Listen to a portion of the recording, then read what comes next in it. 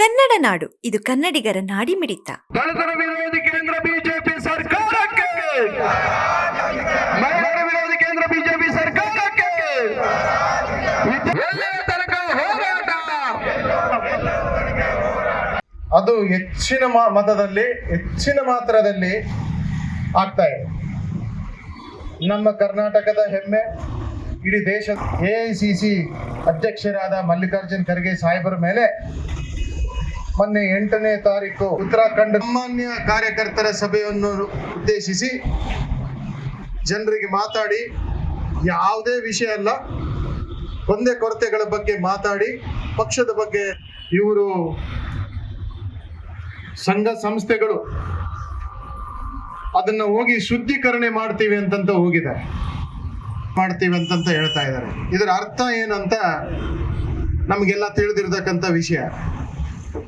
ನಾಚಿಕೆ ಆಗ್ತಾ ಇದೆ ಆ ವಿಷಯ ಕೂಡ ಹೇಳಲಿಕ್ಕೆ. ಈಗಿನ ಕಾಲದಲ್ಲಿ ಬಾಬಾ ಸಾಹೇಬ್ ಅಂಬೇಡ್ಕರ್ ಬರ್ತಕ್ಕಂಥ ಕಾನ್ಸ್ಟಿಟ್ಯೂಷನ್ ಅಲ್ಲಿ ಯಾರೇ ಇಷ್ಟು ವರ್ಷ ಆದ್ರೂ ಕೂಡ, ನಿನ್ನೆ ಆದ್ರೂ ನಾವು 80 ವರ್ಷ ಆಚರಣೆ ಮಾಡಿದೀವಿ, ಇನ್ನ ಅದೇ ಮನುಸ್ಮೃತಿಯಲ್ಲಿ ಇದ್ದಾರೆ ಅವರು.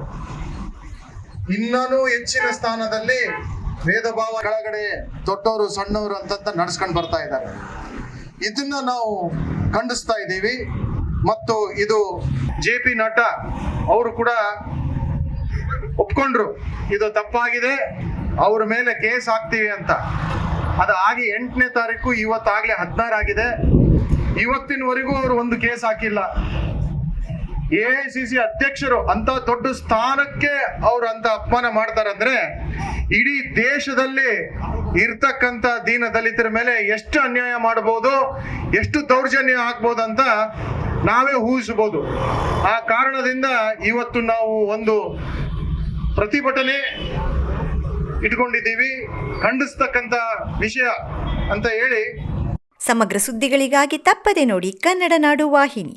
ಸಬ್ಸ್ಕ್ರೈಬ್ ಮಾಡಿಕೊಳ್ಳಲು ಕೂಡಲೇ ಪಕ್ಕದಲ್ಲಿ ಕಾಣುವ ಬೆಲ್ ಐಕಾನ್ ಕ್ಲಿಕ್ ಮಾಡಿ ನೋಟಿಫಿಕೇಶನ್ ಪಡೆಯಿರಿ.